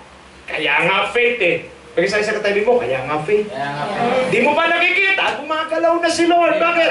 God can make a way when there seems to be no way. Amen. Truth, di ka maliligaw. Bakit? Jesus is the truth. Amen. Amen. You can do nothing without God. Mobilizing God's gift, God's gifts, and God's gift and abilities given to us. Ano sabi sa Bible? But remember the Lord your God, Deuteronomy 8:10. For it is He who gives you the ability to produce wealth, and so confirms His covenant, which He swore to your ancestors as it is today. God has given you the ability to accumulate wealth. Amen. Amen. Amen? Amen. Kaya, imposible, Julius, ang Kristiyano hindi aasenso. Amen. Amen. Amen. Parang piano ah. Pwede sabay-sabay. Amen? Amen. Imposibleng hindi aasenso. Bakit? Binigyan ng Diyos ng abilidad na para mag-accumulate ng wealth. Amen. Huwag mo tingnan ang sarili mo na, hindi ako nakapag-aaral, hanggang dito lang ako, so ito lang talagang trabaho ko. Hindi! Binigyan ka ng Diyos ng abilidad. Amen. Kaya pag ikaw, Kristiyano, hindi ka pa umasenso, may problema ka. Amen. Eh, minsan natin ginagamit yung ability natin. Mayroong abilidad binigay ang Diyos sa iyo. Gamitin mo. I have given He who gives you the ability to produce wealth. Eh, ang problema kasi natin mga Kristiyano, dito tayo mag-pray. Lord, I need money. 20,000. Now na. Wow. Demanding ka pa. Wala. Sabi ni Lord, may pinatago ka? The Lord will not give you direct 20,000 pesos. But He will give you the ability. Anong ability? Magaling kayo manahi. Hindi lahat magaling manahi. Amen. At hindi lahat ang mananahi, may nagpapatahi. Kasi nasubukan na namin ni Cora yan. Nagpatahi kami sa isang mananahi. Yung pantalon ko, panilitan, para suotin ni Jan. Alam mong ginagawa, tuwing pumunta kami, kailan makailangan? Wow. Pinatahi ko sa isang linggo yan, tapusin mo na. Huwag mo tanungin kailan kailangan. Tinapos niya. Pagtingin ko, reject. Kasi mula noon, di na kami patahi kahit kailan. At bukod pa doon, nagsara siya. Why? May abilidad yan! Yun ay 20,000? Di kanya bibigyan ng 20,000, bibigyan kanya ng customer na magpapatay sa halagang 20,000. Amen. Amen. Walang easy money. Amen. Walang easy money. Kailangan mong gamitin ang abilidad mo para makuha mo yung money na kailangan mo. Amen? Amen. Kasi dito, baka umikit lang kayo, mag-pray tayo, isipin mo, at ikanon mong kamay mo, may lalapag dyan. Kalokohan yan. Walang ganyan dito. Amen. May abilidad ka. Gamitin mo. Kahit ka nasa bahay ka, kikita ka, kung matalino ka talaga, marunong ka eh. Mga online na yan. Pwede ba? Pwede yan, di ba? Eh kasi, magaling tayo. Hindi. Direkta na. Kasi may nagturo sa akin, iganon mo lang yung kamay mo. Mag-pray ka kay Lord, may darating na pera. Ay, baka pagkakita ka ng ibon, nakaready ka. Okay? Nag-gets ba natin? Amen. May abilidad tayo. Gamitin natin. Pag umaasa ka sa Diyos, may kaya asenso, mayroon siyang binigay na sa'yo, nakadeposito na yan sa'yo bago ka pa'y panganak. Amen. Tuklasin mo na lang kung ano yan. Pag natuklasan mo, gamitin mo. Di mo pala alam, mayroon ka palang kakayahan. Sino ang makapagsabi na si August marunong mag-glass tsaka aluminum? Alam mo na ba yun? Hindi pa. Hindi niya alam. Tinuklas niya. O namatuklasan niya, nagtayo sa sarili niyang negosyo. Tuloy-tuloy ngayon. Eh bakit yung iba sa inyo, tahimik? Di niyo tinutuklas kasi ang gusto niyo, instant. Money. Kung si Manny Pacquiao dumani sa puking ka din. Money. Walang direct. No easy money. Lahat ng pera, pinaghihirapan. Di ba palagi ko sinasabi? Pinaghihirapan niya palagi. May abilidad. Pag-isa sa katabi mo, hawak mong kamay. May abilidad ka na yumaman. Ulitin mo, tinan mo sa mata. May abilidad ka na yumaman. Okay, gamitin mo. Gamitin mo. Okay. Kaya nga, ito katwira ng iba eh. Katwiran ng iba, hindi, pinanganak kasi ako sa mahirap na pamilya. Nanay ko mahirap, tatay ko mahirap. Paano naman kami? Sige sa akin, hindi mo kasalanan kung pinanganak kang mahirap. Pero pag namatay kang mahirap, kasalanan mo na yan.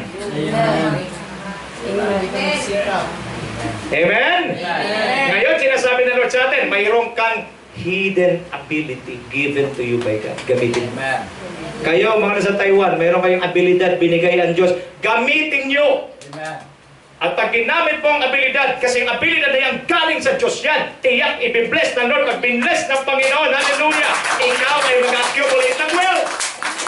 Basta huwag mo lang kalimutan mag-tithes. Pag yumamang kayo, hindi na kayo magta-tithes. Problema rin yan. Ang Diyos nagbigay, siya rin. Okay. Tuloy. Living in reality. Kung ikaw, Ma'am Tess, ay umaasa sa Diyos, mabuhay ka sa katotohanan. Ano ang reality? Kayo magbasa. 1, 2, 3. Okay. This world is not our home. I said this world is not our home. Amen. This is not our home. Hindi tayo taga rito. Ano sabi sa Bible? 1, 2, 3. Subalit sa kabilang dako, tayo ay mga mamamayan ng langit. Okay. Doon, Doon, magmumula ang pagpagtas na hinihintay natin ng may pananabik ang Panginoon Kristo. Amen. Amen. So hindi tayo taga rito. Amen. Ang sabi ko, hindi tayo taga rito. Lahat ng problema mo rito, iiwan mo dito. Amen. Lahat ng sakit mo dito, iiwan mo dito. Amen. Lahat ng utang mo dito, maiwan mo rin dito. Pero mas magandang umalis ka sa mundo ito, walang utang. Are you there? So lahat ng concern sa mundong ito, hanggang dito lang. Yung pasaway mong asawa, hanggang dito lang yan.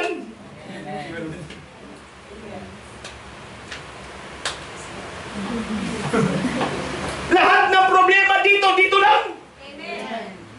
Kaya wag niyong hayaang maapektuhan yung doon ng dito. Let me repeat. Wag niyong hayaang maapektuhan yung doon ng dito. Amen. Kung may problema kayo dito, wag niyo masyadong dibdibin. Kasi alam niyo, hindi kayo taga rito. Amen. If you hope in God, you live in reality. Amen? Amen. Ano kayo kung may problema ka sa trabaho mo? Di mo na kaya, mag-resign ka. Amen. Eh, ang problema sa atin, ayaw. Hirap na ako sa trabaho ko. Hindi ko na talaga kaya ito. Ano pang hinihintay mo? If you're no longer happy with your job, may HR tayo eh. Diba? Pag hindi mo naman hindi ka naman siya sa trabaho mo, tingin sa akin, kasi pag hindi ka naman siya sa trabaho mo, hindi ka na makapag-perform ng tama. At pag hindi ka na makapag-perform ng tama, bumababa ang performance at hindi ma-achieve ng company ang kanyang target. You leave. Before you leave, take a leave muna. Mag-leave ka muna. Ubusin mo ng leave mo. At pag naisip mo talaga, na-realize mo na talagang hindi ka na para doon, then, you give your resignation. Amen. Nag-gets ba? Amen. Huwag mong ipilit ang isang bagay na hindi talaga para sa'yo. Amen. Habang mag-boyfriend pa lang kayo, malaman mo na, pag nagagalit, nangaamba. Alam mo na agad. Di ba? Hindi, mag-aral na lang ako ng karate para pag ganun. Mali! Ngayon pa lang, maaga pa lang, alam mo na. Nandiyan ba kayo? Kaya nga, dapat maintindihan natin, hindi tayo taga rito eh.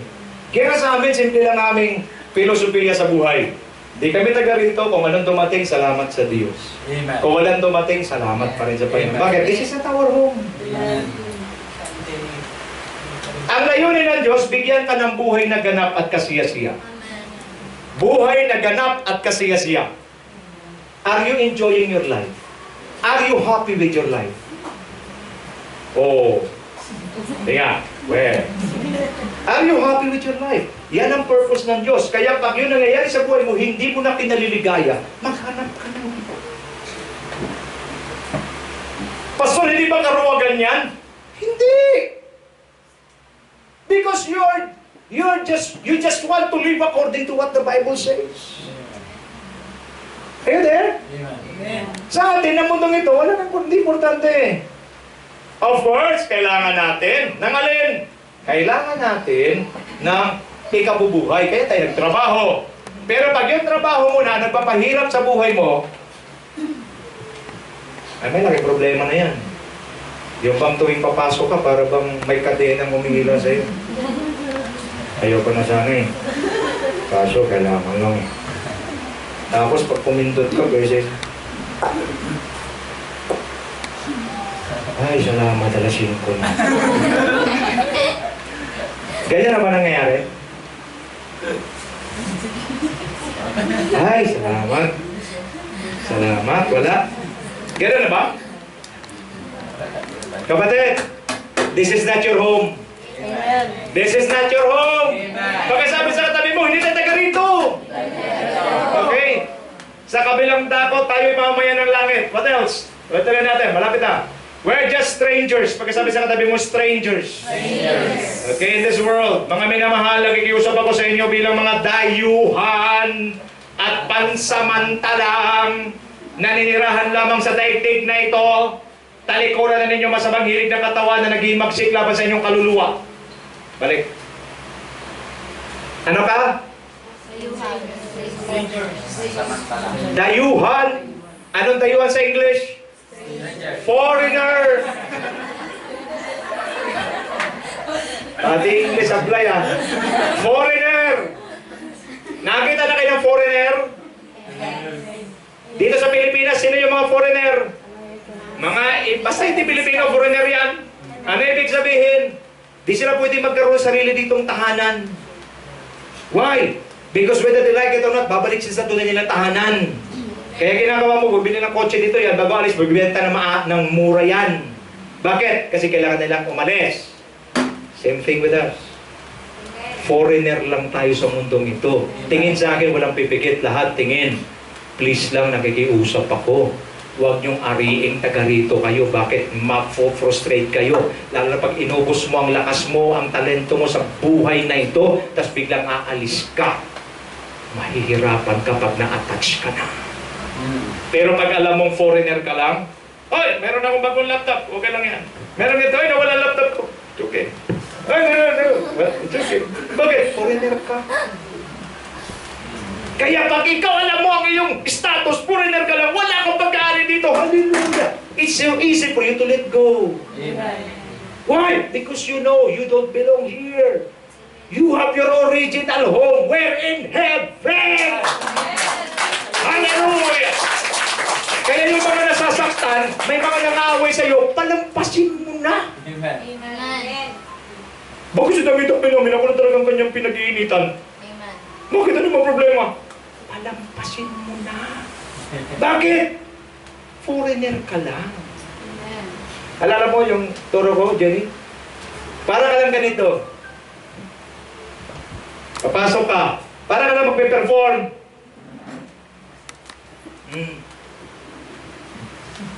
After ng performance mo, lalabas ka. Wala na. Tama? Ganun lang ang buhay mo. Tingin sa akin. Dumaan ka lang mercy. Habang dumadaan ka, maraming nakatingin. At hanggang sa pag-alis mo, nakakalimutan ka na. Amen. Kahit sino ka pang magaling kang bayani ka, Amen. hindi lahat ng kabataan, tanungin mo sino si Rizal, hindi na kilala. Why? Lilipas kasi! Amen. Lahat ng ginagawa mo, ang buhay mo lilipas! Why give time to hear and give time to focus on things which are non-essentials? Amen. May galit sa'yo? Palampasin mo na. May nangasal sa'yo? Palampasin mo na. Anak mo makulit? Palampasin mo na. Asawa mo makulit? Palampasin mo na. Why? You're just a foreigner in this world. Amen. Amen? Amen. Pagkasabi sa katabi mo, foreigner ka pala. We don't belong here. I said we don't belong here. Amen. This is not our home. Amen? Next. Christ will return to take us with Him. Babalik si Lord, kukunin niya tayo. If you hope in God, one day Christ will return and He will take us with Him. Amen. Amen? Tuloy na, friends. Tuloy na. Okay? Eto na. Panghuli.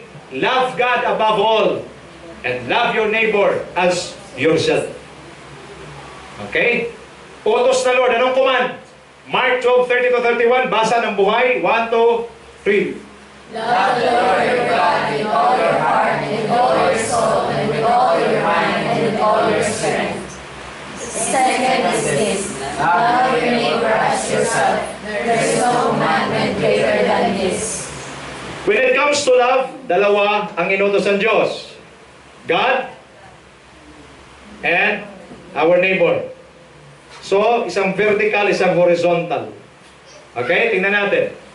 Pag sinasabing love God, above all, first commandment yan, this is a commandment that should not be compromised. When it comes of loving God, walang compromise yan.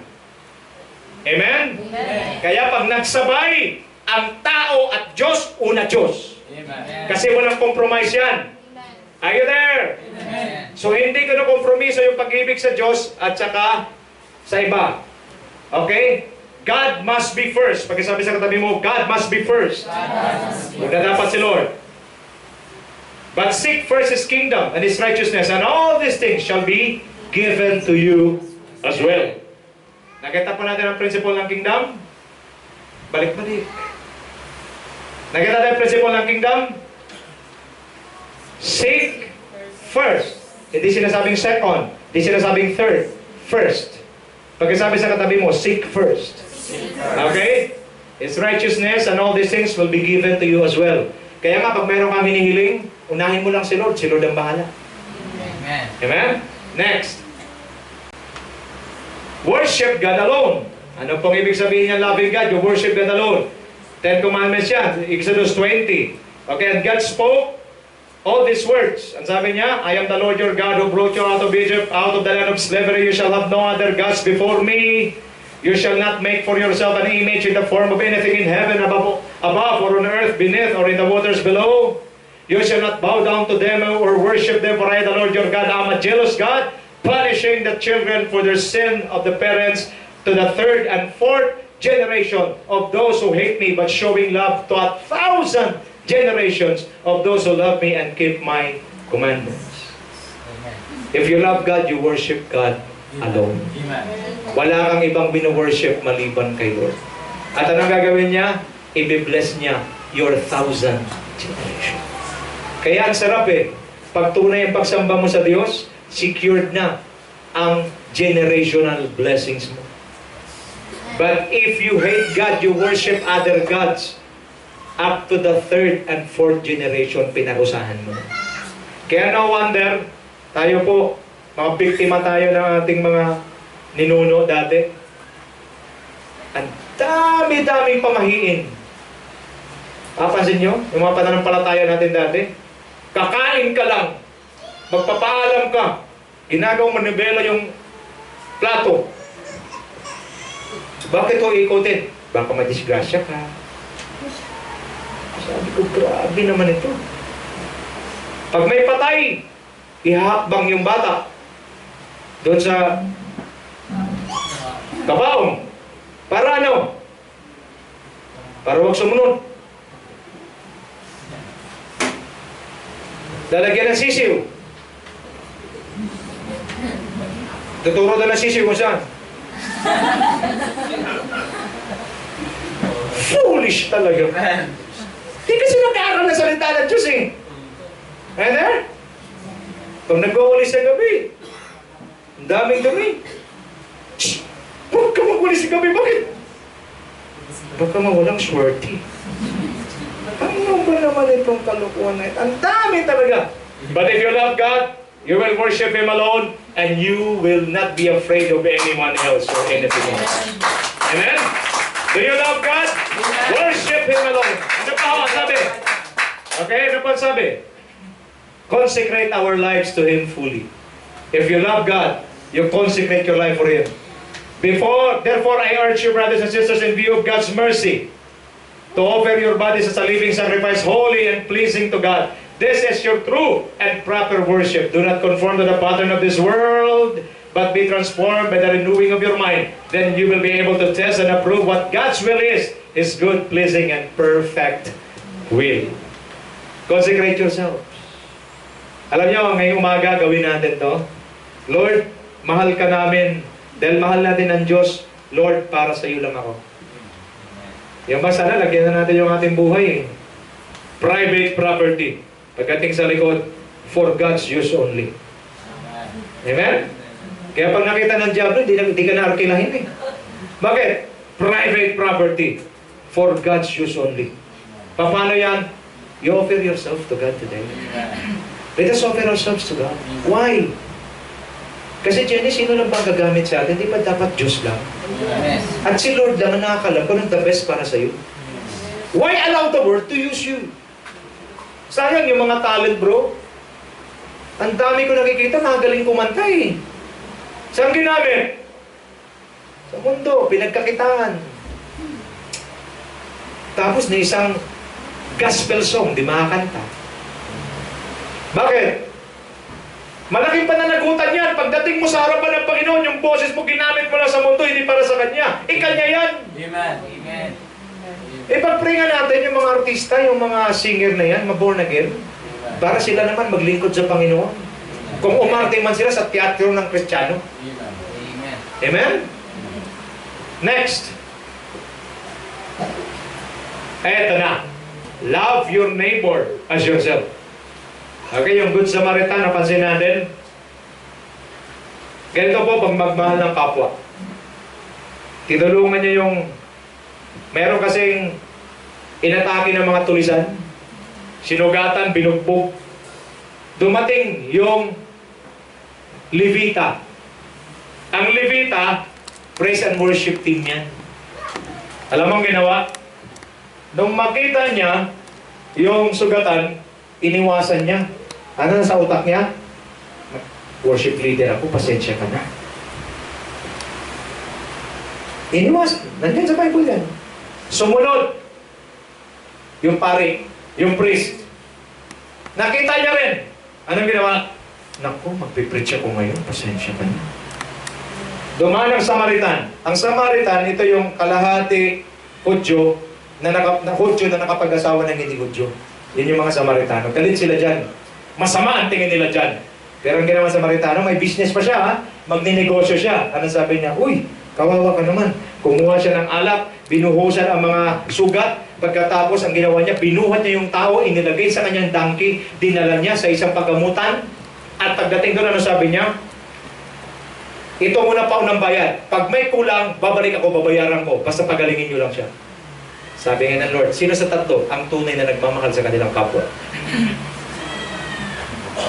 Yung Levita na panayang kanta, yung priest na panayang preach, o yung Samaritano sinasabi nilang masama na huminto at tinulungan ng tao ito. Do you love your neighbor? Willing ba kayong maistorbo ng kapwa ninyo? Ano sinasabi natin? Pambihira, may problema na nga ako eh. Dadagdag ka pa. Problema mo yan, ayusin mo. Are we believers of Christ? Amen. I said, are we believers of Christ? Amen. Are you willing to be disturbed? Amen. Amen. Amen. Hello? Amen. I love the Lord. How can you love God if you cannot love your neighbor? Dito, minsan may nangyayari dito. Nakaupo ako. Sabi ko, ay, salamat. Pahinga ako ngayon.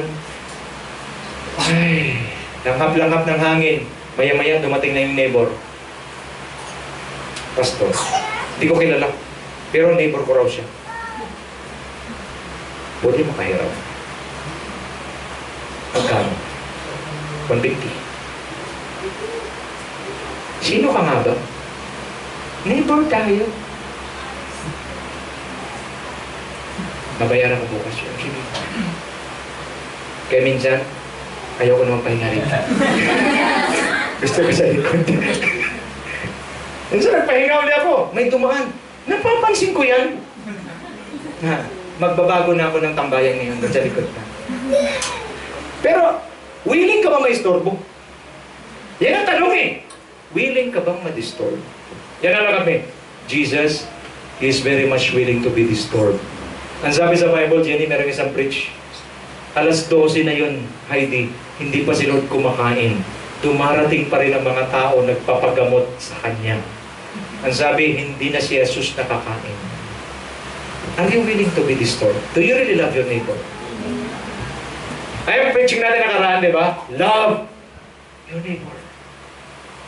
Hindi naman ho sinasabing umiiwas tayo. Pero iba kasi tingin nila sa atin eh. Pag alam na Christian ka, iba ang tingin nila.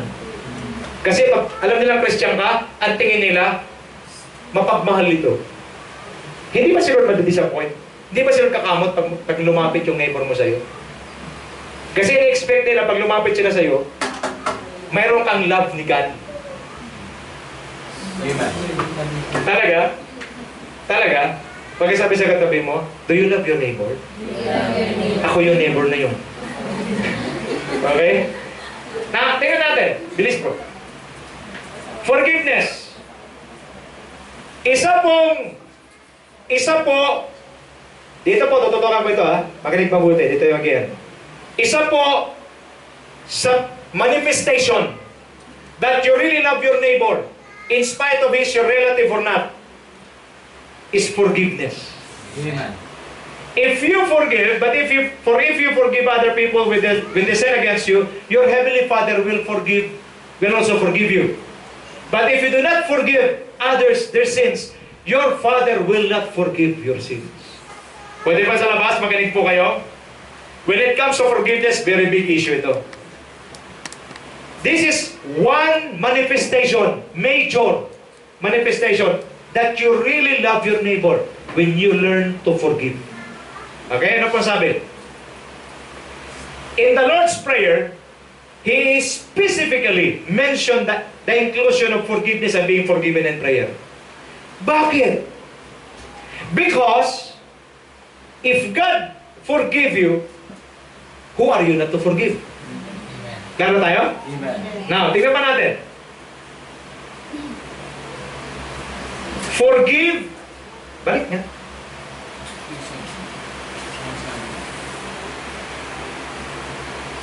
In the Lord's Prayer, baba. Because God cannot forgive you unless you forgive others of their sins. Ibang klase ito, pag hindi ka nagpatawad, hindi ka rin ng Lord patatawarin. Kristiyano, mga Kristiyano, hindi ba kayo? Amen. Kaya, ano ang gusto ng Diyos mangyari, Hazel? Kailangan walang bitterness sa loob ng puso natin. Are you there? Because in the first place, bitterness is not good for your health. Marami pong mga bitter person nagkakaroon ng maraming sakit, at dahil sa maraming sakit, na mabilis silang namatay. Check yourself today. Are there bitterness in your heart? Naalala palagi ko sinasabi, bitter persons are people who are drinking poison and expecting their enemies to die. Let me repeat. Bitter person who possess bitterness are people who are drinking poison and expecting their enemies to die. Who will die? You, because you're the one drinking that poison. Bitterness is a poison. Are you there? Amen. Yung iba, hindi nila ma-release yung kanilang bitterness. Bakit? I'm hurt. Yung salita na yan talaga, nasaktan ako eh. Pastor, ang dating ba, ganun lang kadali yun, nasaktan ako eh. Ulitin ko, lason yan. Mayroon pa bang mas masakit sa nangyari kay Jesus? Kung yung naranasan mo mas masakit at mas matindi kaysa naranasan ni Jesus, sige, huwag kang magpatawad. Pero kung yung naranasan mo, hindi kasing tindi na naranasan ni Jesus, sino ka pa ready magpatawad? Amen. Yan natin yung Bible. Yan natin. Forgive as the Lord forgive you.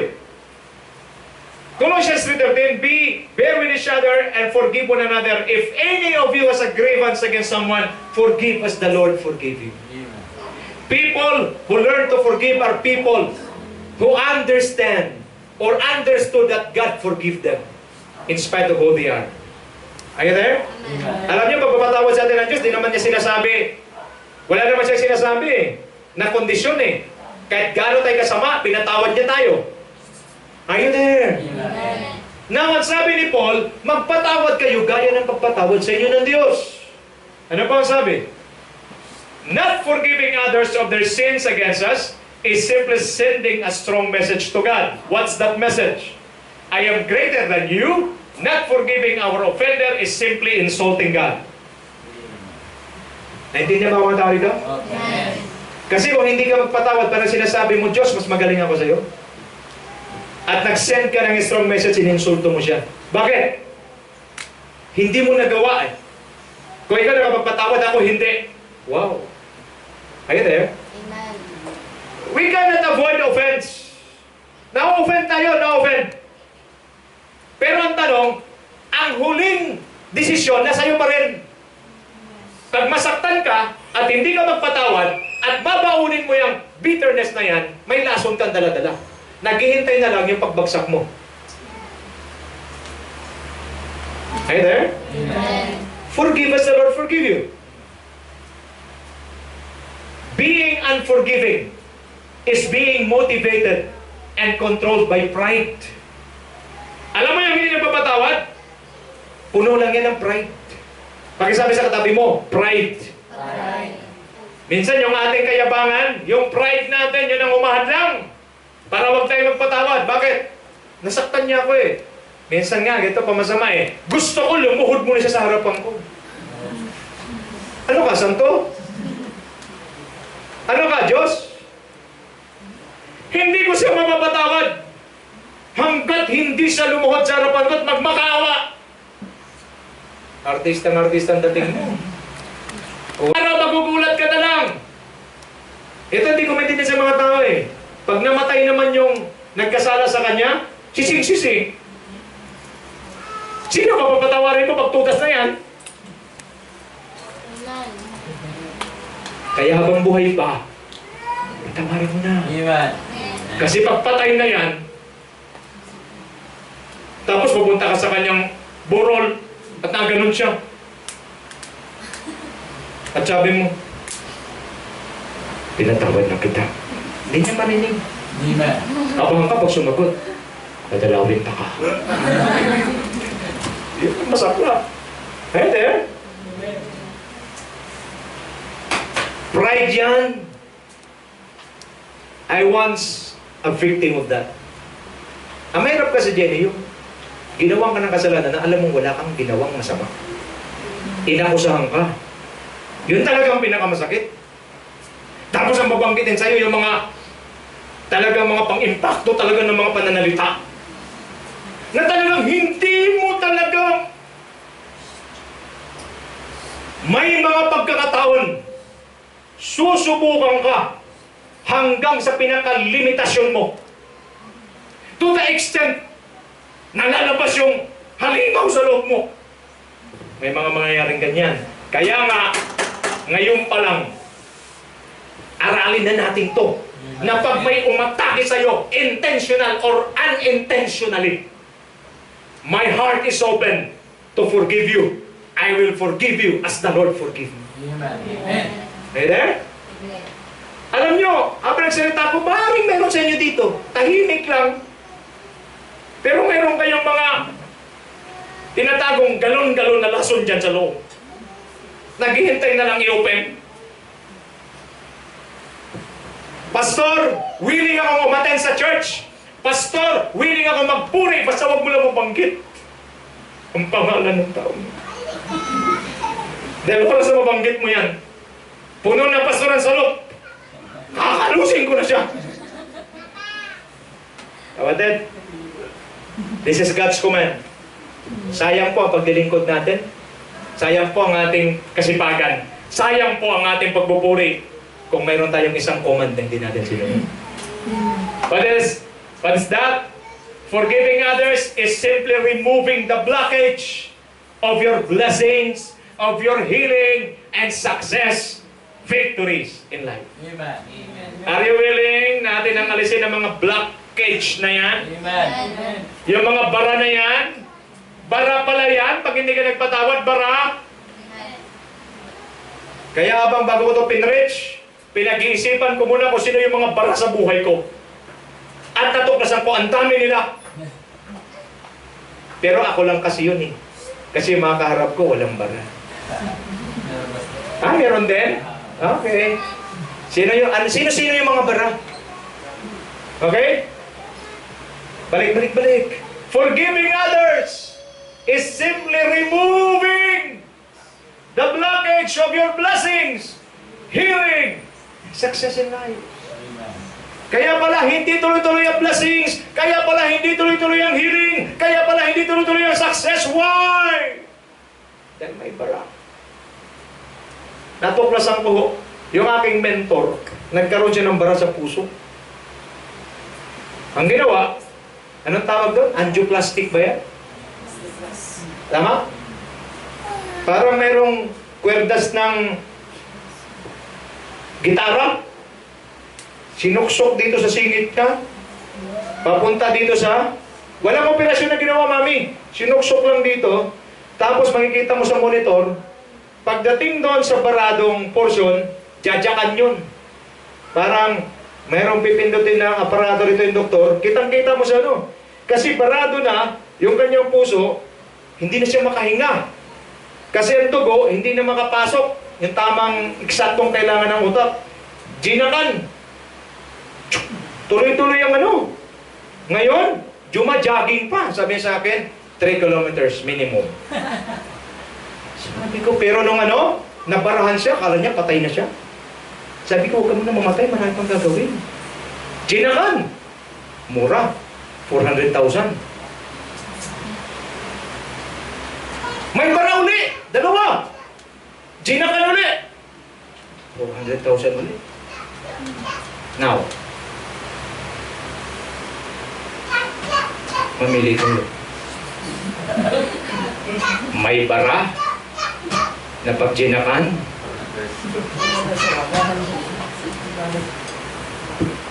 may bara na jajakan, purpusan na lang natin ipatanggal kay Lord yung bara ngayon. Amen. Ha? Tuloy bro. If you want a free flowing of blessings and the best things from God in your life, pakibasa sabay-sabay. Harapin mo yung katabi mo, sabihin mo sa kanya. Harapin mo, sabihin mo, tingnan mo sa mata. Forgive now.